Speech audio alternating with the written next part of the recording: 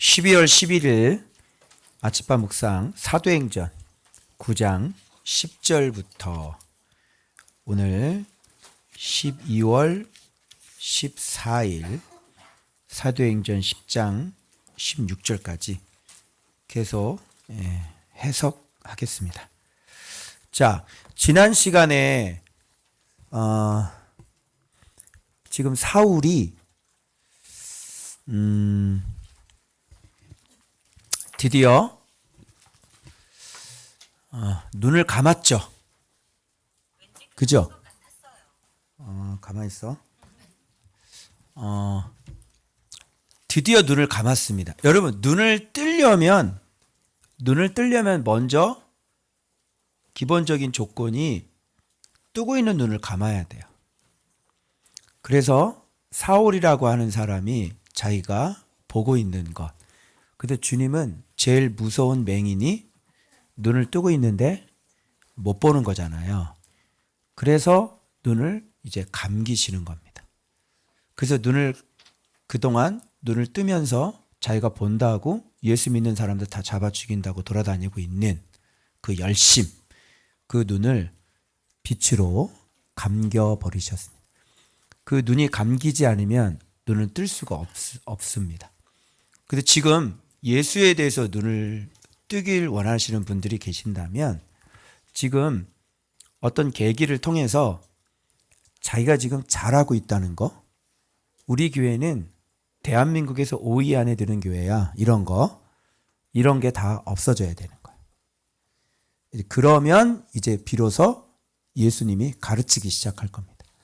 그런데 우리는 지금 잘 믿고 있어.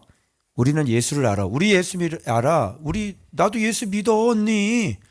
이런 거는 무슨 뜻이에요? 이런 거는 아직 눈을 안 감았다. 계속 이렇게 눈 시퍼렇게 뜨고 있으면요, 예수님 절대로 못 봅니다.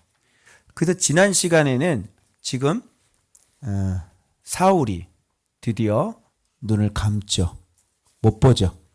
이제부터는 보게 될 겁니다. 그래서 자기가 보고 있는 눈은 감기시고 이제부터 보는 거는 아마 보기 시작할 겁니다. 그러면서 빛을 보면서 진짜 빛이 나타나셔서 예수의 음성이 딱 들리고, 예수의 음성 들리고 뭐가? 눈이 감겨버리는 거예요. 그죠? 이제는 예수를 진짜 들을 수 있는, 볼 수 있는 그런 사람이 될 거란 말입니다. 자, 여기서 그래서 이제 눈이 감겨져 있는 이 사울을 지금 데리고 지금 유다의 집에 머물고 있는 것 같아요. 유다의 집에, 직가라고 하는 곳에 바로 그렇게 해놓으시고 눈을 감겨 놓으시고 예수님은 아나니아 제자에게 나타나셔서 말씀을 하시죠. 환상 중에 나타나셔서 말씀하십니다. 그래서 아나니아야 부르니까 주께서 유다의 집에서 5 사울이라는 사람을 찾으라. 그가 기도하는 중이니라 그러는데, 그가 보세요. 이제 눈은 감았는데 이제 봅니다. 아나니아라는 사람이 들어와서 자기에게 안수하여 다시 보게 하는 것을 보았느니라. 근데 눈은 감았죠. 이제 눈은 감겨졌죠. 이제 예수 믿는 것들 다 잡아 죽이겠다가 어디 신성을 모독해, 이런 눈은 이제 감겼어요. 감겼는데 진짜 보게 되죠. 근데 그 눈을 감으니까 진짜 이제 속눈이 떠지게 되는 거예요. 그러면서 뭘 봤냐면 아나니아라는 사람이 자기에게 안수하니까 눈이 탁 떠지는 걸 보는 거죠. 이걸 보고 우리가 알 수 있는 것은 뭐냐면, 눈 얘기지만 사울이라는 사람은 애초부터 하나님의 말씀과 그리고 기도할 때 그 음성을 들을 수 있는 말씀의 지혜와 그리고 또 성령의 지혜, 이렇게 볼 수 이 2가지를 같이 한 몸에 가지고 있는 사람이라는 것을 알 수 있습니다. 이때부터 이렇게 환상이 열리고 기도할 때 이렇게 주님께서 하실 일들을 이렇게 보게 되고. 그래서 사울이라는 사람은, 바울이라는 사람은 이제 오랜 기간 동안 말씀을 배우면서 연구하면서 이렇게 기도하면서 다 듣는 사람인 거예요. 그래서 한 번 말씀하실 때 이렇게 길게 말씀하시고, 이 부분에 대해서 예를 들어서 저하고 사모님하고 합쳐놓은 사람이라고 생각하면 돼요. 그럼 독신이잖아요. 그러니까 제가 이렇게 말씀의 지식도 있고 제가 성령의 지혜도 있다면, 그죠? 이렇게 하다가, 그죠? 바로 그냥 눈 감게 이렇게 저는요. 그죠? 눈 감고 주의 뜻 물어보고 수시로 그럴 거 아닙니까? 그죠? 마찬가지로 이 바울이라고 하는 분은 이 두 가지가 다 되는 분이셨어요. 그래서 주께 말씀을 자꾸 받는 분이셨어요. 이게 그걸 우리가 알 수 있고요. 그리고 여기 보면 제자가 가고요. 그리고 자꾸 뭐가 나오냐면 성도는 잘 안 나오고요. 이게 자꾸 누가 나오면 제자들이 자꾸 나와요. 그래서 하나님은 제자들의 손에 의해서 지금 사도 바울이 지금 하나님 앞에 이제 깨어나는 과정들이 제자의 손에 의해서 지금 다 만들어지겠다는 거예요. 여러분, 우리가 바울은 굉장히 유명한데 아나니아는 어떤 사람이냐면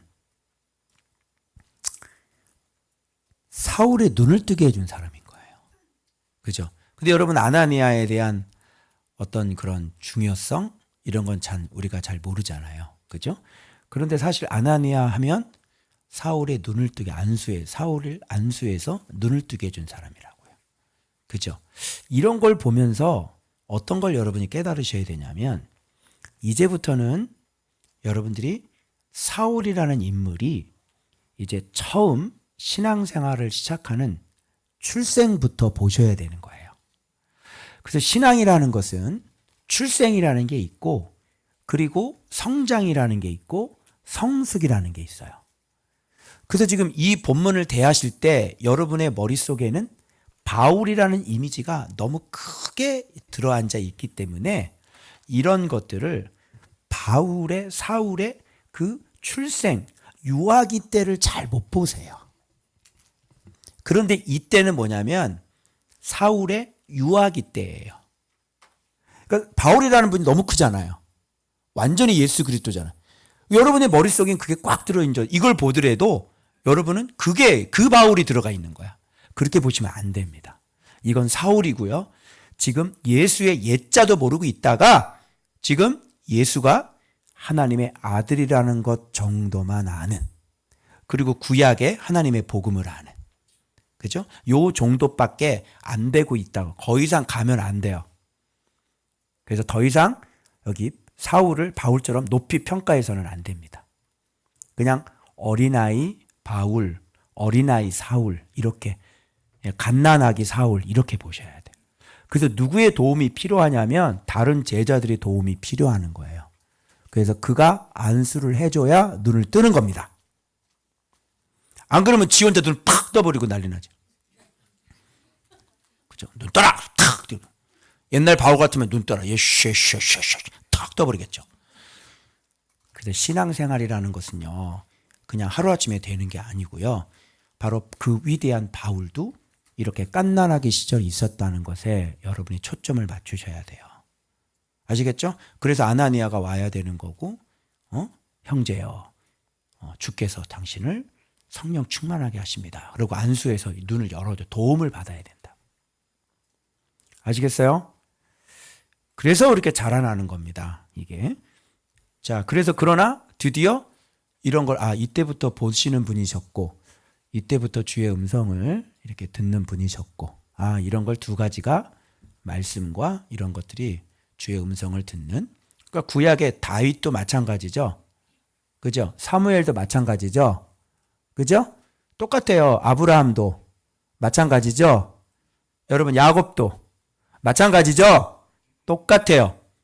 그래서 하나님은 사람에게 임하셔서 주의 음성을 듣는 사람이 있다고요. 알겠어요? 오늘날도 마찬가지예요. 오늘날은 성경이 기록되어 있기 때문에 성경을 통해서 주의 음성을 듣는 사람이 있다고요. 성경으로. 아시겠어요? 그것뿐만 아니라 성령님께서 여러모로 말씀을 가르쳐 주시고 해석해 주시고 깨닫게 해주셔요. 알겠죠? 그래서 여러분이 그런 사람을 만나면 이제 되는 거예요. 그게 이제 왜? 말씀이 임한 사람. 예레미야 말씀 임하죠. 그죠? 에스겔 말씀 임하죠. 다니엘 말씀 임하죠. 그래서 이 시대에도 그런 사람들이 있습니다. 그런 종들이. 근데 그런 사람 만나면 끝나는 거예요. 게임은. 자, 그래서 자, 가라 그러니까 가겠어요. 여러분 같으면 가겠어요? 가라 그러니까 그 사울을 만나라 그러니까 이 아나니아가 아니 그 사람 다 잡아서 죽이려고 하는데 주의 성도에게 보세요. 적지 않은 해를 끼쳤다 하더이다. 그죠? 지금 여기 온 것도 그 이름을 부르는 자를 결박할 권한을 대제사장들에게 받았나이다. 이렇게 얘기하지 않습니까? 그게 주님하고 왔다 갔다 할 수 있는 그런 사람이죠. 그러니까 여기서 잠깐 권한 얘기할게요. 여러분 대제사장에게 받은 권한, 예수 믿는 것들 다 잡아들여. 그죠? 그랬는데 그 최고의 앞장서 있는 대장을 주님은 그냥 만나셔서 그냥 바꿔주신 거예요. 여러분 대제사장에게 권한이 있어요? 없어요? 없습니다. 대제사장의 권한은 계미 명령이에요. 이 사람에게는 아무런 권한이 없어요. 아시겠죠? 진짜 권한자, 권위자는 누굽니까? 예수 그리스도. 예수 그리스도께서 뜻하시면 이렇게 그 권한을 받아서 가는 사람 확 바뀌니까 대제사장의 권한이 뭐가 되겠어요? 똥이 되겠죠? 그죠? 이게 바로 주님이시다. 진짜 권위자는 누구다? 주님이다. 자, 사람을 평가하는 것도 누구다? 그가 맞아요. 적지 않게 해를 끼쳐. 왜? 그 사람 죄인이었던 거 맞아요. 맞죠? 사울이 왜 죄인이 아니었어요? 아주 기독교의 완전 적그리스도였죠. 적지 않은 해를 끼쳤죠. 맞아요. 그러나 사람 평가는 누가 한다? 이동보 목사가 죄인 맞아요. 전 죄인이었어요. 그죠? 근데 그 사람 평가는 누가 한다? 네가 하는 게 아니라 바로 주께서 하시는 거야. 그래서 주의 평가를 들어봐요. 적지 않게 해를 끼친 이 사람의 주의 진짜 평가를 들어보십시오. 이 사람은 내 이름을 세 종류입니다. 첫 번째 이방인, 두 번째 임금들. 자, 아그리빠 왕부터 시작해서 많이 만나죠. 자, 임금들과 그리고 누구에게까지? 이스라엘처럼 로마 군인에게 들려가면서 잠깐 해서 여러 형제들이야 막 증거하죠. 이렇게 유대인, 이방인, 임금들에게 예수의 이름을 전할 택한 나의 그릇이다. 이게 주님의 평가다. 평가 네가 하지 말아라. 그죠? 그의 과거 가지고 평가하지 말아라. 그죠? 그의 평가는 누가 합니까? 바로 주님이 하십니다. 저도 마찬가지예요. 저 죄인 맞습니다. 그죠? 그러나 주님은 나를 이렇게 말씀을 가르치는 자로 택하셨어요. 그래서 지금 이렇게 말씀을 가르치게 하시는 겁니다. 이게 올바른 평가법입니다. 주님이 평가를 합니다. 나의 택한 그릇이야. 뭐라 그러지 마. 그가 내 이름을 위하여 얼마나 고난을 많이 받아야 되는지 내가 그에게 보일 거야. 그죠? 이게 주님의 뜻이고 이게 주님의 평가예요. 사람은 외모를 봅니다. 그죠? 그의 행적을 보고요. 그래서 사람을 평가합니다. 그러나 주님은 그거로 평가하지 않습니다. 네가 어떤 사람이었던 거지. 뭐가 중요합니까? 내가 무엇으로 선택했는지가 중요한 것입니다. 그래서 아나니아의 믿음을 보십시오. 이 말씀 듣고 주의 말씀 그대로 순종해서 이 살떨리는 무시무시한 이 사람에게 가서 여러분 더 놀라운 건 뭐라는지 아십니까? 형제 사울아. 아니 적그리스도가 언제 형제가 된 거야? 여러분 이 초대교회 성도들의 믿음은 정말 대단하지 않습니까? 아무리 얼마나 원한이 많이 맺혀 있겠어요. 그런데 뭐라고 얘기합니까? 주의 평가를 듣고 형제 사울아. 뭐가 되었어요? 이제 그리스도 예수 안에서 형제가 된 겁니다, 여러분. 우리가 이런 기독교가 되어져야 되는데요. 네, 이런 걸 기대하기에는 너무 좀 무리인 것 같죠. 지금 기독교는. 예수께서 나를 보내어 너로 다시 보게 하시고. 자, 보게 하죠. 드디어 뭐예요? 눈 감았다가 눈 떴으니 이제는 맹인이 아닌 것이죠. 그렇죠?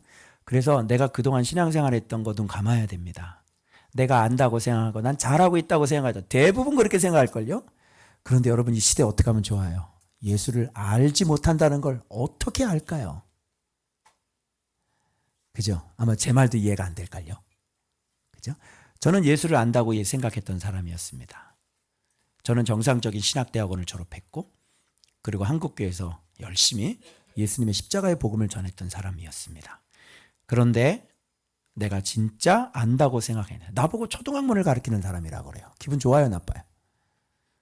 뭐 또 저보고 초등학문을 가르친다는, 내가 왜 초등학문을 그랬더니 묵상을 해보니까 아는 게 아무것도 없어. 맞아요. 초등학문을 가르치는 사람.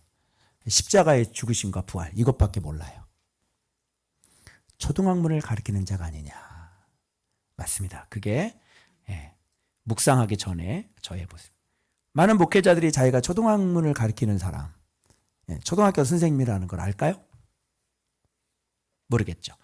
그거를 안다는 것은 예수를 발견했다는 뜻이에요. 그러면 예수를 발견하면 자기가 초등학문을 가르치는 사람이었다는 것을 고백하게 되죠. 자기가 초등학문을 가르치는 사람이라고 고백이 되지 않는 것은 아직도 예수를 만나지 못했다는 증거입니다. 그 입을 들어보십시오. 나는 초등학문을 가르치는 사람입니다 라고 얘기하는 사람이 있는지, 그런 사람이 없다면 그는 아직 예수를 발견하지 못한 정말 초등학문을 가르치는 사람일 확률이 많습니다. 자, 드디어 벗어지죠. 비늘 같은 게. 참 여러분 이 비늘,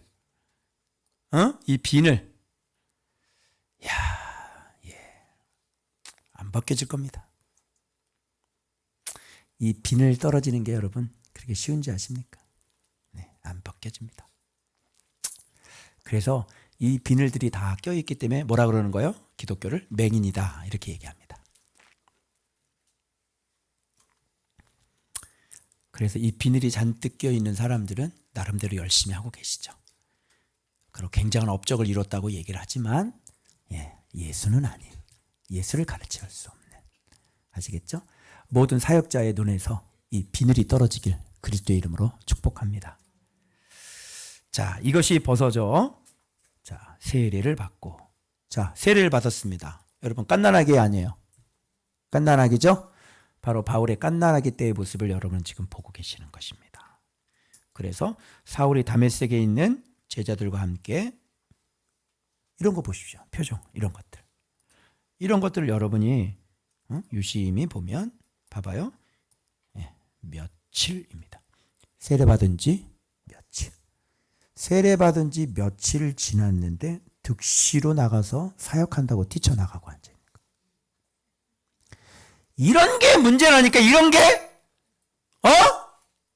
그렇게 개척을 하지 말라고, 그렇게 안 된다고 지금 나가면, 선교사 지금 나가지 말라고 그렇게 얘기를 해도 즉시로 자기가 준비가 안 된 걸 몰라요. 자기가 예수를 모른다는 걸 몰라요. 덜컹덜컹 개척해내요. 개척은 얼마나 힘들어요, 여러분. 그죠? 그러니까 예수를 배우지 않고 어떻게 개척해놓고 열심히 전도지 들고 나가는 거예요. 이런 말이 이해가 안 되죠. 이해가 안 되면 빨리 따릉따릉 전화. 그래서 예수가 하나님의, 이걸 이제 어떤 우리 목회자 바울스 목사님 같은 경우는 이걸 바울은 즉시로 순종했네. 순종으로 보시더라고요. 그걸 순종으로 보시면 안 되고 준비가 안 됐는데 튀어나갔다 이렇게 봐야 되는 거야. 알겠죠? 그러면 준비가 안 됐는데 튀어나가면 문제가 생길까 안 생길까? 문제 생기죠? 네. 근데 여기도 봐봐요. 지금 준비가 안 된 사람이 더욱 힘을 더 얻어. 더욱 증언해. 그러니까 지금 이 사람들이 어떻게? 굉장히 당혹하는 거예요. 당혹스럽죠. 왜?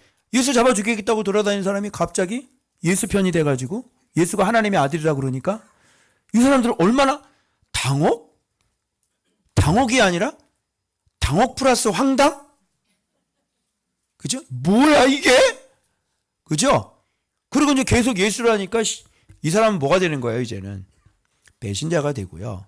이제는 기독교의 제거 타겟 제 1순위가 되는 것입니다. 자, 준비 안 되고 즉시로 나가신 분, 이제 어떤 일들이 계속 벌어지는지 한번 보시죠.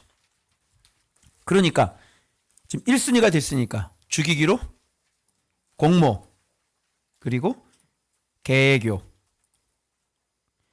자, 이 부분과 바나바 사건이 같이 연관돼 있어.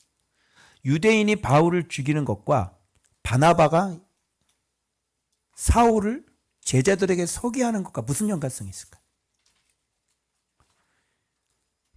여러분 잘 들으세요. 이 땅에 예수께서 태어나셨죠. 그죠? 이 땅에 예수께서 태어나신 것은 어마어마한 큰 사건입니다.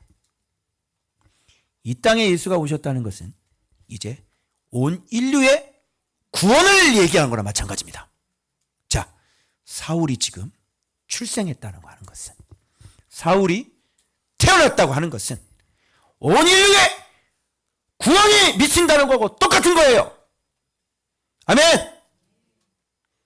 지금 우리들은 바울이 말한, 바울이 걸어다녔던 바로 그것이 성경이 되어서 오늘 우리의 구원이 되고 있다는 사실을 놓치지 마십시오.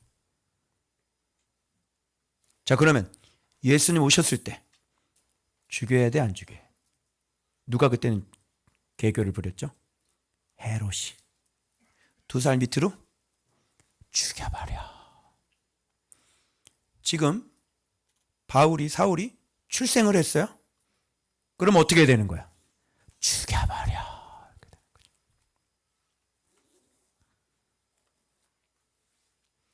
그래서 여기서 사울 죽었으면 오늘 저와 여러분도 없는 거예요. 전 인류의 기독교라는 것은 존재하지 않습니다.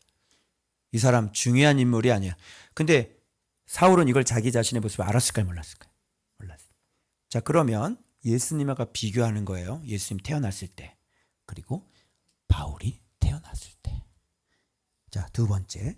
예수님께서 이제 사역하시기 전에 지금 이 땅에 오셨는데 자기 백성이 알지 못하더라. 그죠? 지금 사울이라는 사람을 기독교인들이 자기 백성이 알지 못하더라. 그죠? 그래서 예수님을 누가 증언하죠? 누가 증언해? 예수님을 누가 증언해요, 여러분? 원래? 거기 계세요? 예수님 누가 증언해요? 자기로 말미암아 믿게 하려 함이라. 누구? 세례 요한. 자, 사도가 지금 이렇게 바뀌었어. 그죠? 근데 다 죽이는 사람인 줄 알아. 그랬더니 이 사울을 증언해줘서 믿게 하는 사람이 있어야 되겠죠? 누구? 바나바. 그렇지. 앞에는 죽이는 게 예수님 태어날 때 죽이는 거와 똑같고, 그리고 여기는 예수님을 세례 요한이 증언하는 것처럼 지금 이 사울을 바나바가 증언하는 거 똑같은 거예요. 예수님이 태어나는 거나, 그리고 지금 사울이 출생해서 지금 사역하는 거나 지금 같은 형태를 취하고 있다는 걸 발견하셔야죠. 이게. 그래서 어떻게 그 길에서 주를 만난 것과 주께서 그에게 뭐라고 말씀을 하셨는지, 그죠? 이 바나바가 지금 제자들에게 상세하게 증언을 하는 거 아닙니까? 그랬더니 그거를 듣고 이제 정말 주께서 이 사람에게 이렇게 나타나셨다는 것을 알 수 있는 거죠. 여러분, 이 문제 한번 생각해 봅시다. 예수님 제자들은요, 12제자들은 예수님께서 육신으로 이렇게 오셔가지고, 그죠? 이렇게 막 걸어 다니면서 제자들을 콜링을 한단 말입니다. 나를 따르라. 이렇게 한단 말이죠. 그리고 또 따르지 않으니까 깊은 곳에 그물을 던져라. 이렇게 한단 말이죠. 자, 그거는 예수님이 육신으로 입었을 때고. 그런데 지금 예수님이 올라가셨죠? 그죠? 그럼 없어요, 예수님. 육신이 없어. 그죠? 그럴 때 주님은 제자를 어떻게 콜링하냐 말이지. 왜? 육신이 없잖아. 예. 그래서 주님은 육신은 없으시지만 사도에게 나타나는 것을 보니까, 바울에게 나타나 보니까 이렇게 진짜 빛으로, 그리고 그의 음성으로 나타나신다는 것이죠. 그래서 그를 콜링하신다는 것이죠.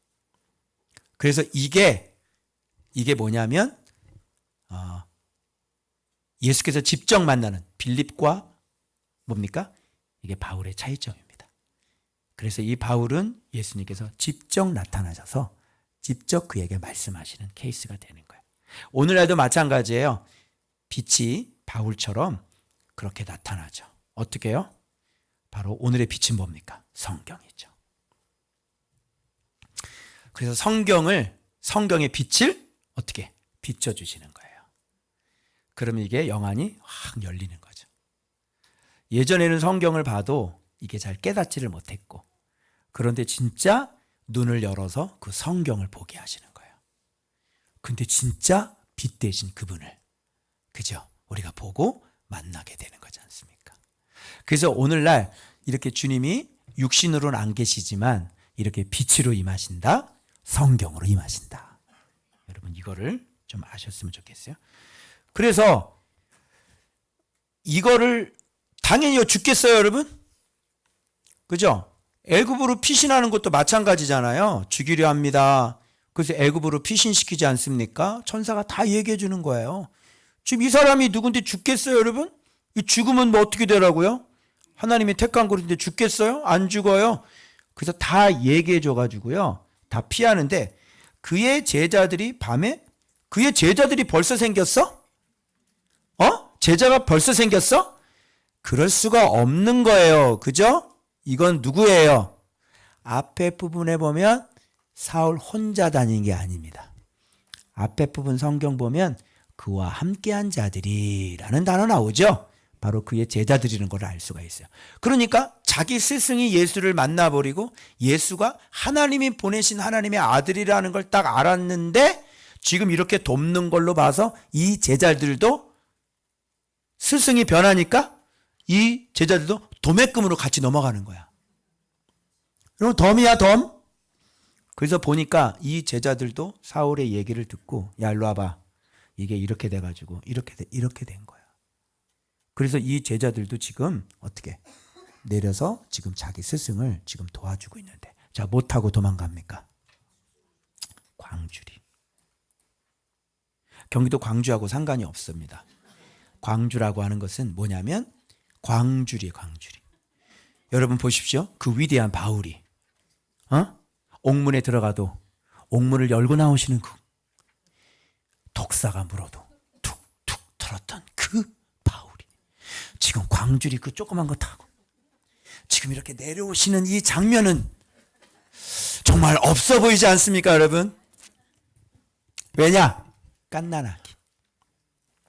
예수님은 말 구유에 담기셨죠. 이 사울은 광주리에 담겨서 도망가는 겁니다. 여러분. 어린아이. 그래서 여기서 바나바가 데리고 사도들에게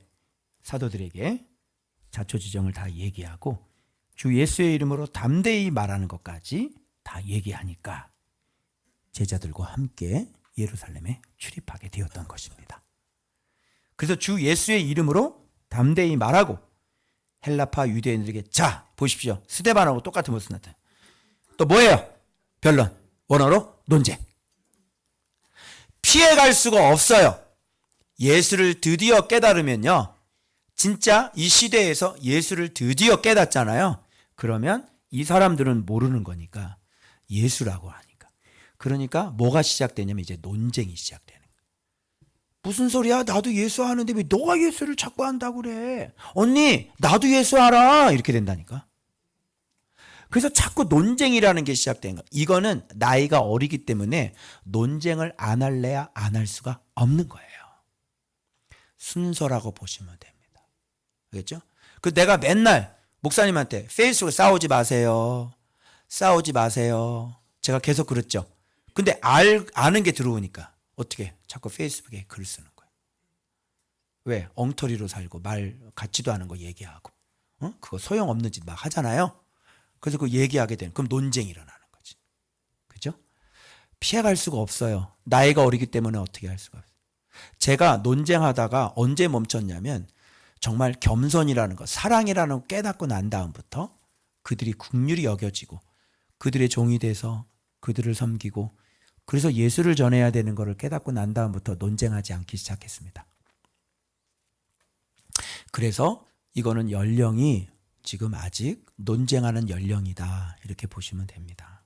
여전히 논량하죠. 그러니까 더욱 봐봐, 스데반처럼, 그죠?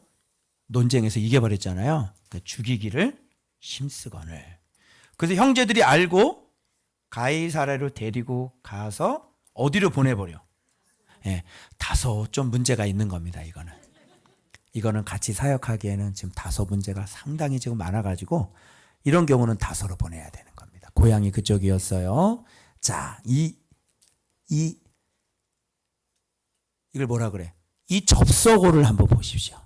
다소로 보냈어요. 자, 그리하여 온 교회가 평안하여 이 사울을 보냈더니, 그리하여 보내고 난 다음에 그리하여 온 교회가 평안하여 든든히 서가고 주를 경외함과 성령 이래로 어떻게 해요? 더 이상 진행이 안 돼. 이 인간이 있으면 치워버려 빨리. 진행이 안 돼. 그리하여 이거 있으면요 이제 골치 아픈 거예요. 이거 있으면요 대대대 지금 박해가 또다시 일어날 겁니다. 스데반 때처럼. 그래서 요거 이제 그냥 넘어갈 수 없죠. 교회의 진행 순서입니다. 요거 넘어갈 수 없죠. 그래서 정리했습니다. 교회 진행 순서. 첫 번째, 평안을 얘기했는데, 평안 그러면 딱 나와줘야 돼. 이걸 아는 사람들은 예수를 많이 안 해. 그리고 이 사람들 예수 안에 들어갔구나. 그래서 여기서 얘기하는 밑에 평안 만들어지는 겁니다. 그리고 교회가 든든히 서가지는 거잖아요. 이거 끝나는 거 아니죠? 여기서 예수로 계속 자라가야 되는 것이죠. 그 다음에 주를 경외함과 있잖아요. 즉 말씀을 진짜 이제는 경외하게 되는 거예요. 그리고 성령의 위로가 나오는데 이런 것쯤은 우리가 해석할 수가 있어야죠. 중간에 뭐가 빠져 있어요? 모욕과 핍박들이 있지 않습니까?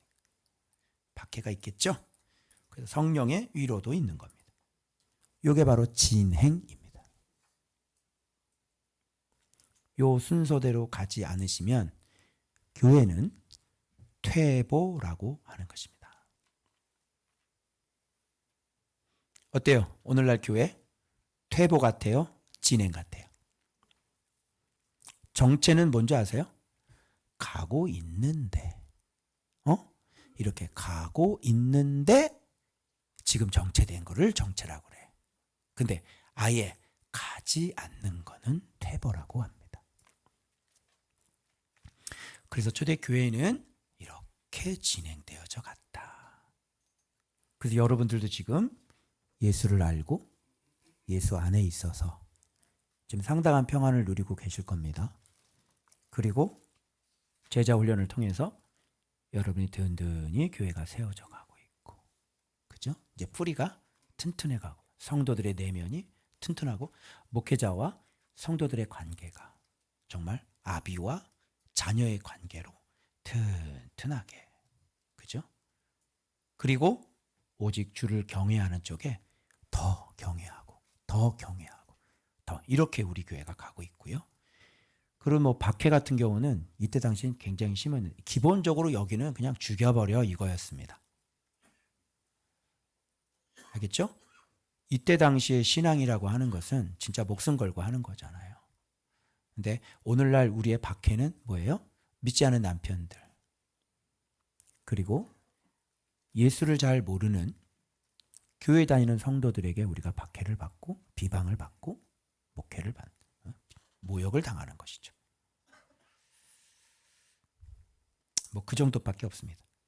그러나 또 성령께서 우리를 위로해 주신다는 것은 성령께서 일을 해주셔서 우리 안에 많은 일들과 많은 기쁨의 일들이 일어나고 있죠. 이래서 교회가 점차 계속 진행하는 거예요.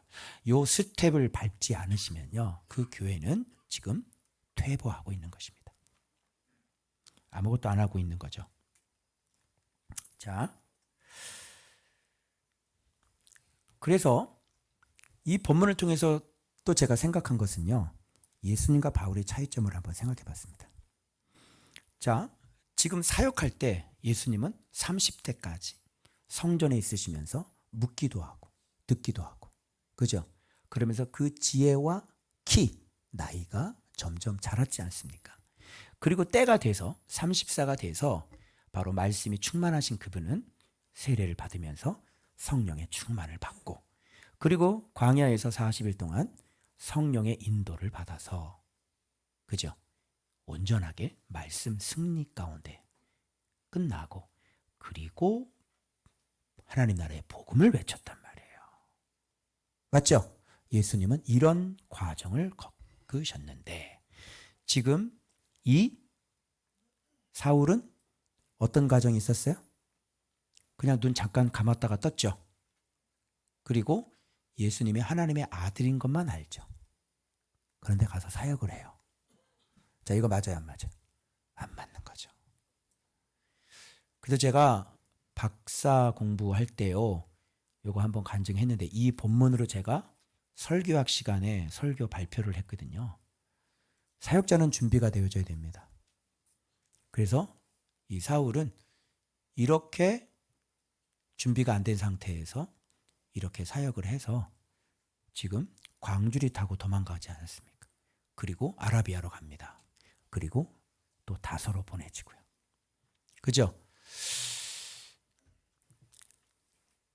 이런 거를 보면서 사역자는 준비가 돼야 됩니다. 우리는 말씀으로 즉시 사역할 게 아니라 우리가 말씀으로 충분히 준비가 되고, 그리고 난 다음에 우리가 사역자로서의 그 길을 갈 때 이제는 광주리가 아니라 빛광자를 써서요, 제가 빗줄이 사역자가 될 수 있습니다.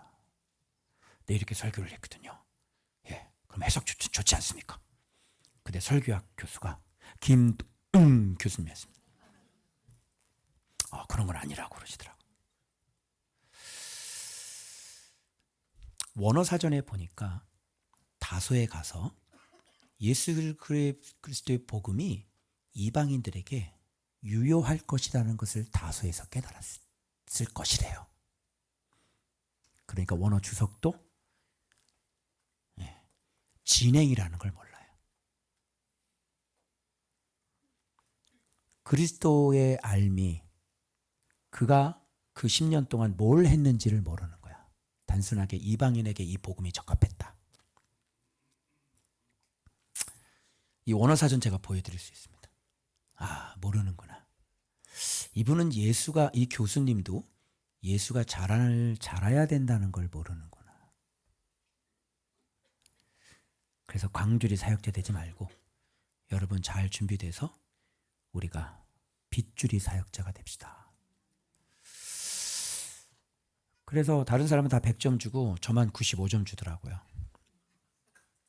그래서 지금 사울이 갖고 있는 말씀은 자기가 타고 있는 광주리만한 말씀밖에 없었습니다. 그게 그가 갖고 있는 땅입니다. 그러나 그가 아라비아에서, 그리고 그가 다소에서 거의 주님 앞에 쓰임받기까지 17년이라는 세월, 그 세월 동안 그는 주님부터 모든 것을 다 받죠.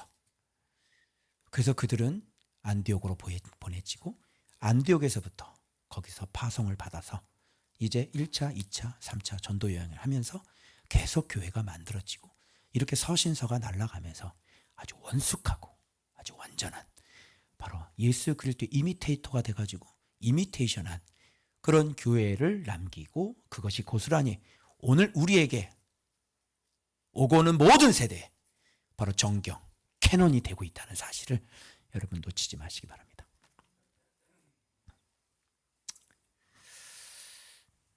자, 그 다음.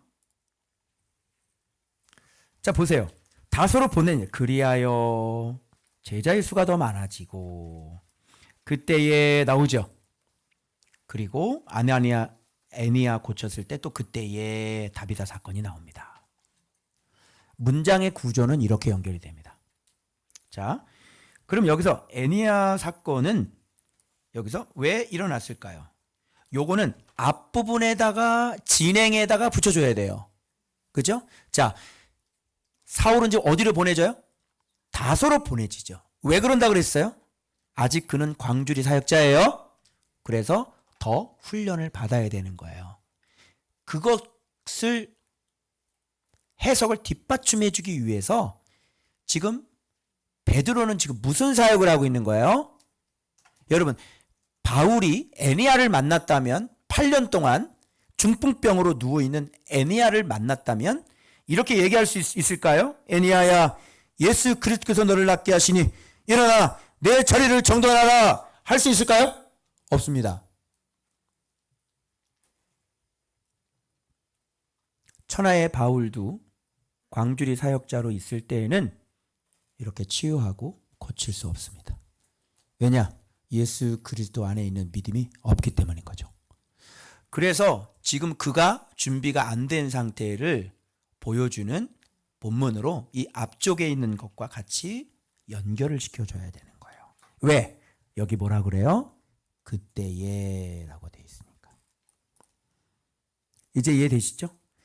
자, 이렇게 하고 난 다음에 또 그때에 라고 하는데, 자, 지금 잘 들으세요. 준비가 안 된 것에 대한 이야기를 이 본문은 문맥에 따라 흘러가고 있는 겁니다. 자, 제가 고넬료의 헛됨과 그리고 베드로의 헛됨까지 그가 아직 더 자라나야 될 까지 계속 연결시킬 겁니다. 자, 이게 관전 포인트예요. 잘 들으세요. 요바에 다비다라 하는 여제자가 있는데, 다비다라는 건 살펴보셨죠? 영양 무슨 사슴 이런 뜻입니다. 이 사람 뭐 했어요? 여제자. 이름을 번역하면 도로가라, 뭐 사슴이나 영양이나 똑같지 않습니까? 그런데 이 여제자는 무엇을 하고 살았습니까? 선행과 구제가 얼만큼 많아요? 이걸 보고 웬만한 교회는, 이렇게 예수가 잘하지 않는 교회는 너무너무 감동을 하는 거예요.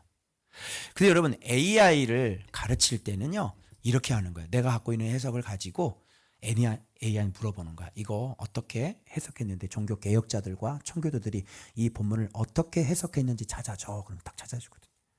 그리고 요 뒤에 나오는 또 이 고넬료 이런 신앙도 한번 찾아 이렇게 딱. 그리고 쭉 찾아준 다음에 내가 딱딱 맞게, 논리에 맞게 내 해석을 갖다가 딱 들이대는 거죠. 그러면 AI 같은 경우는요, 근거가 있고 논리가 맞으면요, 인정을 해버려요. 그래서 AI를 가리키는 겁니다. 그러면 청교도들의 신앙, 해석 이런 거 다 나오는 거잖아요. 그러면서 이제 주님께서 나를 가르쳤던 그 해석이 얼마만큼 성숙한 해석인지를 그걸로 AI로 검증하는 거예요. 그래서 여러분 해보세요. 재밌어요. 그래서 여러분, 이렇게 선행과 구제가 이런 걸 많고 이런 데 병들어 죽었단 말이에요. 그럼 이걸로 얼마나 많은 설교들이 나와요. 선행해야 됩니다. 구제해야 됩니다. 여러분. 그죠? 여러분, 우리가 삶을 이렇게 살아야 됩니다. 이거 NGO 단체에서 얼마나 좋겠어요. 야, 이 사람은 이렇게 구제하다가 병들어 죽게 되어서 이렇게 살아났잖아. 그러니 한 달에 2만 원만 해라. 그죠? 근데 이건 그런 얘기가 아니에요. 자, 보세요.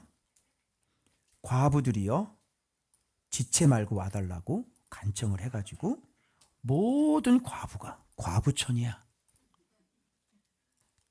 모든 과부가 베드로에게서 울면서 도르가가 그들과 함께 있을 때 지은 뭐야? 속옷과 겉옷을 다 내보이는 거야. 그러니까 무슨 선행과 구제를 했나 봐봤더니 알고 보니까 여자 속옷 만들어주고 겉옷 만들어줬다는 거야. 대단해 보여요? 그럼 왜 병들었을까? 추측할 수 있지. 힘이 많은. 이걸 지었다고 그러니까, 오늘날 같으면요, 여러분, 우리가 저기서 이렇게 쇼핑해서 이렇게 사가지고 주면 되잖아. 그죠?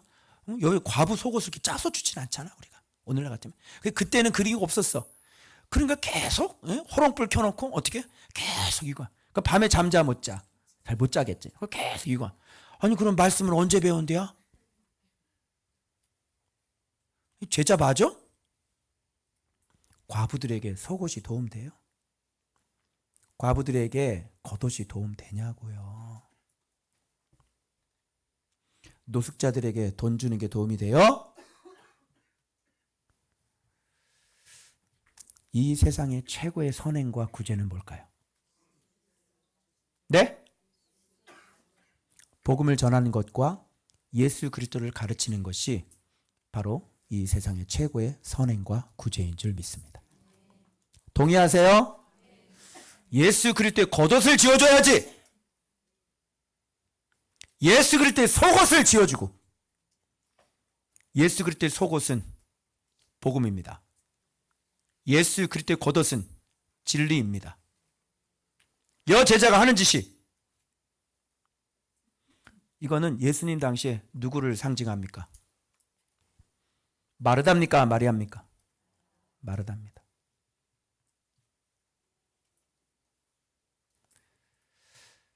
잘 들으세요. 우리 성도들도 여러분이 이렇게 수고하고 애쓰는 거, 부엌에 가서 일하는 거 참 아름답다고 생각합니다. 그러나 여러분들이 그런 일들이 심히 많아질 때 병들어 죽게 될 거예요. 어때? 밤에 굉장히 피곤하지? 그래 안 그래? 갑상선 항진증 온다니까.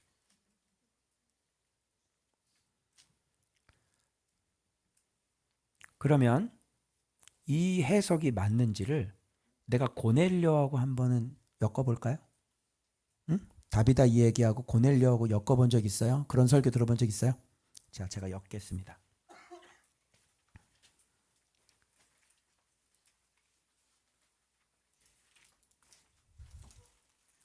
일단 이거부터 보셔야 돼요.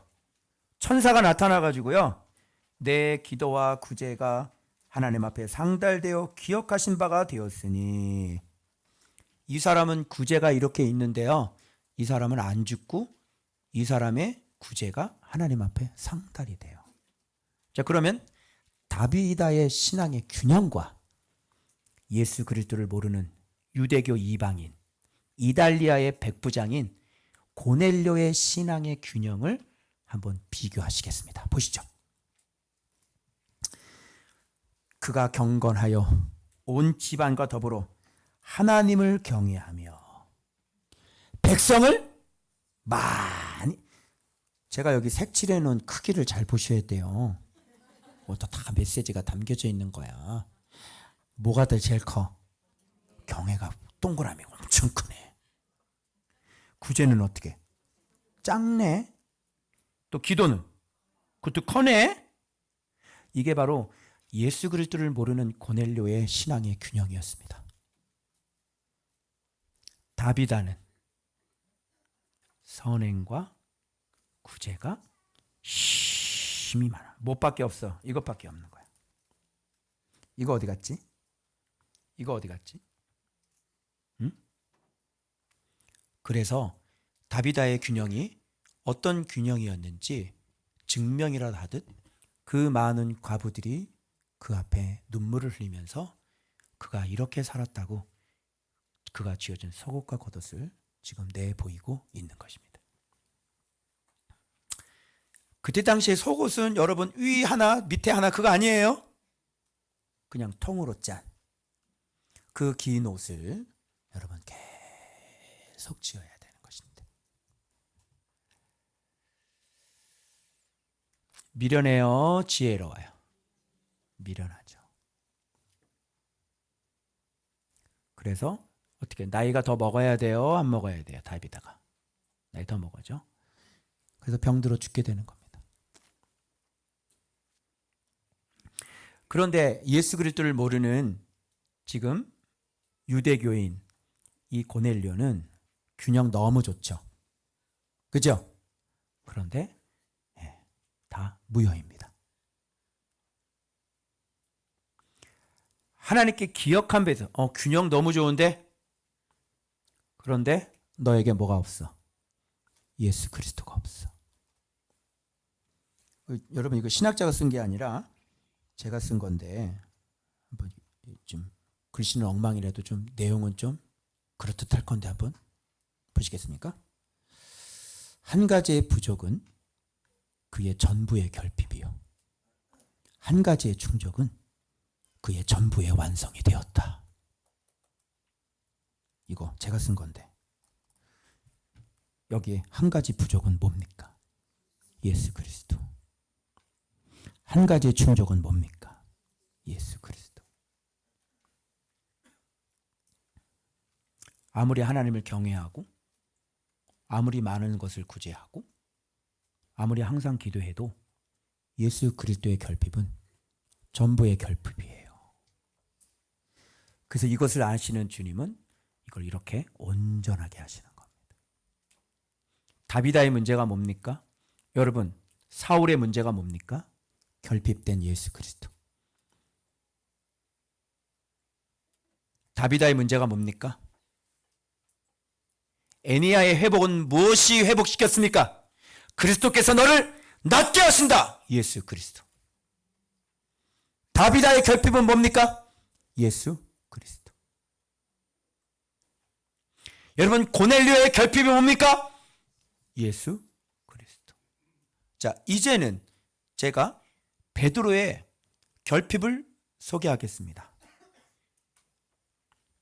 그 뒤로 가서 하나님께 상달이 됐는데 그 상달된 경건과 경애와 기도와 구제의 응답은 누구를 청해라?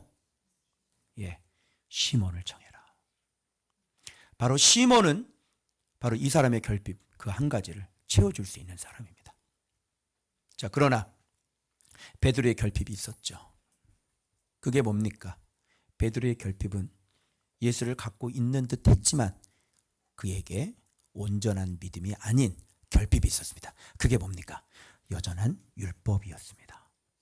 유대교. 자, 바로 경건한 사람 하나를 부를 때 이때 요바로 보냈는데 이튿날 길을 가다가 성 가까이 갔을 그때 이제 베드로를 만날 그때죠. 베드로는 기도하려고 그 시각이 제 6시였습니다. 12시가 기도 시간이었나 봅니다. 베드로의 경건, 예수 그리스도, 그리고 그의 기도 시간 다 갖고 있었죠. 그러나 베드로는 여전히 결핍이 있었죠. 자, 환상 가운데 사람들이 먹고자 준비하고 있을 때 황혼은지 하늘이 열리면서 한 그릇이 내려오는데 큰 보자기 갖고 네 귀를 메어 땅에 들이웠는데 그 안에 있는 각종 네 발 가진 짐승, 기는 것, 공중에 나는 것들이 있는데 베드로야 일어나 잡아 먹으라. 베드로가 뭐라 합니까? 그럴 수 없나이다. 아이씨, 건방지네. 주님이 먹으라는데 그럴 수 없습니다. 주님이 명령하잖아. 지금 잡아 먹으라고. 여러분, 이것들이 뭐예요? 이방인이죠. 이방인 잡아 먹으라. 그럴 수 없습니다. 주님이 명령하는데 지금 뭐 하라는 거야? 뭐라는 줄 알아요? 제가 왜 못 먹는다 그러는 거야? 속되고 깨끗하지 아니하는 것을 내가 결코 먹지 아니하였습니다. 이게 뭐예요? 유대교. 이방인에 대한 그의 태도, 이방인에 대한 이건 기독교가 아니죠. 그래서 한 가지의 부족도 기독교가 아닌 것입니다. 한 가지가 없어요. 기독교가 아니죠. 이런 기독교가 어디 있어요? 이방인들을 상종을 안 해? 그럼 기독교야, 유대교야? 어? 이 기독교라고 그래야 돼요? 한 가지 없으면요. 한 가지 이거 채워주지 않으면 이건 기독교가 아닌 게 돼버리는 거예요. 아, 뭐 죽은 사람도 살리고. 아, 그랬으니까 기독교라. 이렇게 얘기하고 싶지. 주님이 허용하신 거고. 그죠? 그의 부족이란 말이에요. 결핍이 뭐예요? 여전히 예수 그리스도가 아닌 거예요. 그래서 주님은 가서 만나라 해서 만나게 하시는 거예요. 고넬료의 그 신앙의 아름다운 균형은 사도를 만나서 예수 그리스도로 완성되고, 그렇게 그리스도를 믿는다고 하는 그 사람의 그 결핍은 이방인을 만나게 하셔서 기독교에 온전한 것을 만나. 근데 이 형님이요, 베드로 형님이요, 이렇게 만나서 이렇게 깨달았잖아요. 이거 되는 건지 알아요? 안 됩니다. 나중에 바울한테 또 혼납니다. 형, 일로 와보세요. 지금 왜 도망갔어요? 이방인 식사하고 있었잖아. 식사는 하에 이제 이방인들하고. 근데 유대인들이 오니까 잠깐만, 뭐 하는 짓이야 지금? 요거까지는 됐어. 이거 못 넘었지. 이거 됐어. 그런데 여전히 또 유대인들 오니까 싹 피하는 거야. 이것도 안 되는 거지. 기독교적이지가 않아요. 지금 뭐 하고 있죠? 진행, 자라남, 성장. 우리가 이렇게 예수를 믿으면서도, 심지어 사도조차도, 심지어 여제자조차도 이렇게 우리가 다른 곳으로 셀 수 있다는 것이죠. 이렇게 보셨죠? 말씀? 그래서 에니야 사건은 앞에 다소로 보내진 사울의 사건과 엮어야 되는 거고요. 그리고 다비다 사건과 고넬료 사건과 이 베드로의 사건은 같이 이렇게 묶여서 해석해야 되지, 이게 바른 해석이 나오는 것입니다. 자, 아시겠죠? 그래서 여러분, 사도행전은 이런 걸 보면서 성령 사역입니까? 아니면 예수 그리스도입니까? 예수 그리스도가 이렇게 자라나야 되는 것입니다. 여러분, 이 말씀 다시 돌아보면서 여러분의 결핍, 혹시 예수 그리스도 아니에요? 그죠? 여러분의 열심 속에 혹시 예수가 빠진 거 아닙니까? 여러분의 봉사 속에, 여러분의 선행과 구제 속에. 여러분, 선행과 구제가 많으면요, 이제 어떻게 되냐면 자기 사람을 만들게 됩니다. 누군가 여러분에게 무엇을 갖다 줄 때, 누군가가 여러분들에게 무엇을 섬길 때, 여러분은 자동적으로 누구한테 마음이 가 있어요? 그 사람에게 마음 가 있는 거예요. 그거 예수 아니에요. 나에게 예수를 가르쳐 줘야죠. 응? 그 속옷 받고 기뻐하지 말고, 겉옷 받고 기뻐하지 말고, 이 세상의 참된 선행과 구제는 나에게 복음을 전해주고, 나에게 진리를 가르쳐줘서 나로 하여금 그리스도의 겉옷을 입게 하는 사람, 그게 바로 우리의 구원이 될 줄로 믿습니다. 그래서 엉뚱한 짓, 엄한 짓 하지 마시고, 응? 그러다 죽어요. 그래서 여전히 예수 그리스도께 이렇게 선행과 구제가 아름다웠는데 여러분, 죽습니다. 그리고 에니야는요, 또 엮여져 있습니다. 다비드하고. 뭐가 엮여져 있냐면, 에니야야 일어나라, 그리스도께서 너를 낫게 하신다. 다비드는 그런 말이 없습니다. 선행과 구제가 얼마나 무서운지 알아요? 그래서 베드로는 사울하고 이제 또 연결합니다. 뒤를 돌아서 하나님 앞에 기도하고 거기서 응답을 받습니다. 누구의 기도로? 베드로의 기도로. 그리고 응답을 받고 다비다를 이렇게 세우는 거예요. 그러면 여기서 강조되는 것은 베드로 안에 있는, 이름을 갖고 있는, 말씀의 겉옷을 지어줘야 하는 명백한 타당한 이유가 여기에 선명하게 드러나는 것이죠. 속옷과 겉옷이 아니라 바로 예수 그리스도의 이름입니다. 기도하겠습니다.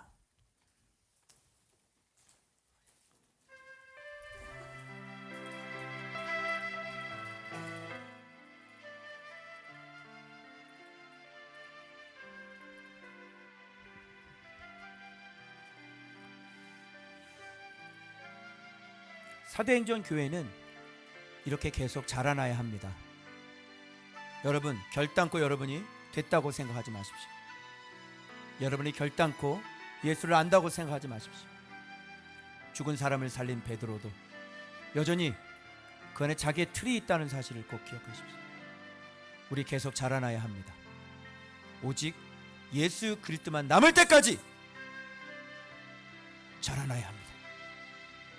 내 의를 빼고 온전히 회개하고 내 의를 빼고 예수 그리스도로 말미암는 경외, 그리고 구제, 그리고 항상 기도,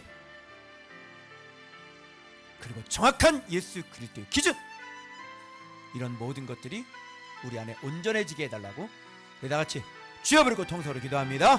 주여.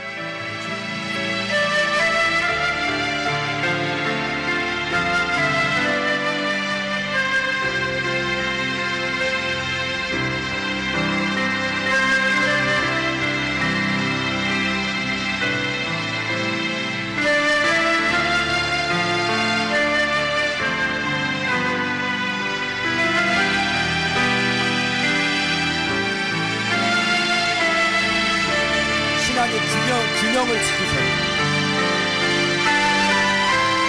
선행과 구제가 심이 많은 사람이 아니라 주를 항상 경외하며 항상 기도하며 구제할 수 있는 사람이 되세요. 병들어 죽습니다. 참된 선행은 예수 그리스도로 옷 입는 것이에요.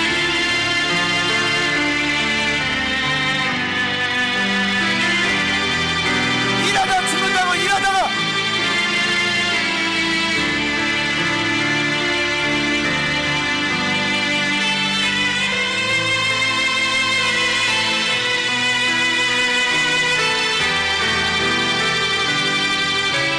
자기 사람 만들지 마세요.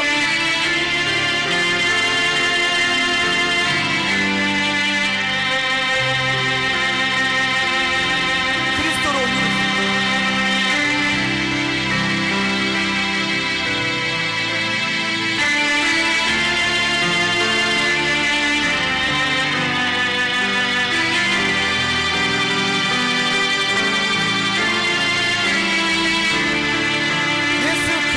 빠지면 전부가 무효가 되는 거예요.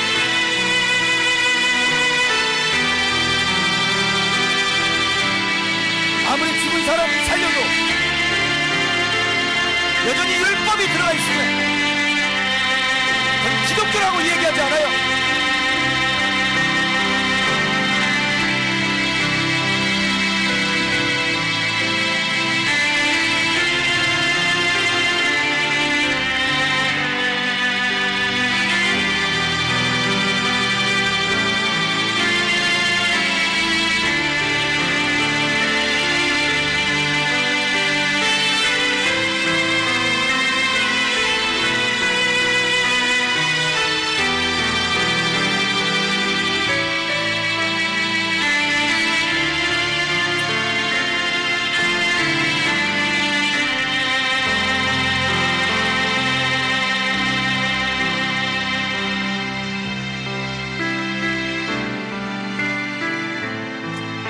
예수만 남아야 합니다.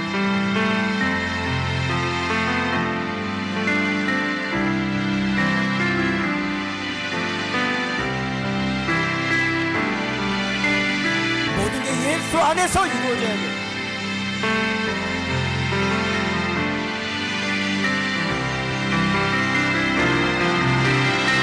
공부를 하는 것도, 직장을 다니는 것도,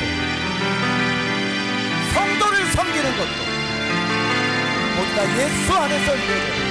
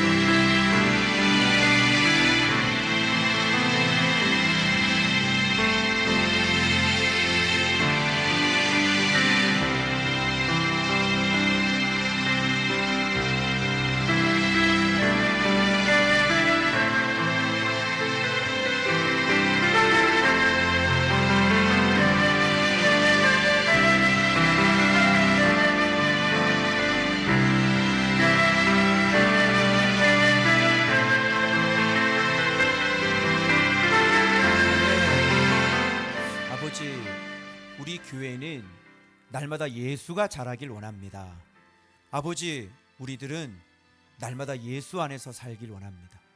주님, 방향을 잃어버리지 않게 해주십시오. 표류하지 않게 해주십시오. 명백하게 왜 예수 그리스도인지를 더 정확하게 알고 더 정확하게 알아서 선명하게 예수 그리스도께서 영광을 받으시고 예수 그리스도 안에서 예수의 힘으로 예수를 통해서 예수 안에서 모든 것을 예수를 위해서 할 수 있는 그런 저희 교회가 되어질 수 있도록 주님 자라게 하여 주십시오. 주님 깨닫게 하여 주십시오. 그래서 아버지, 정말 순수한 순전한 기독교 예수 그리스도인들이 되어지도록 주님 저희를 진행시켜 주옵소서. 지금은 우리 주 예수 그리스도의 십자가의 은혜와 하나님 아버지의 지극하신 사랑하심과 예수 그리스도 성령의 내주하심, 교통하심, 말씀을 가르쳐 성장케 자라게 하시며 오늘 날마다 진행하여 주 예수 그리스도의 의의 면류관들 되길 소망하는 조언받게 모든 제자들 머리머리 위에 이제로부터 영원토록 함께 있을지어다.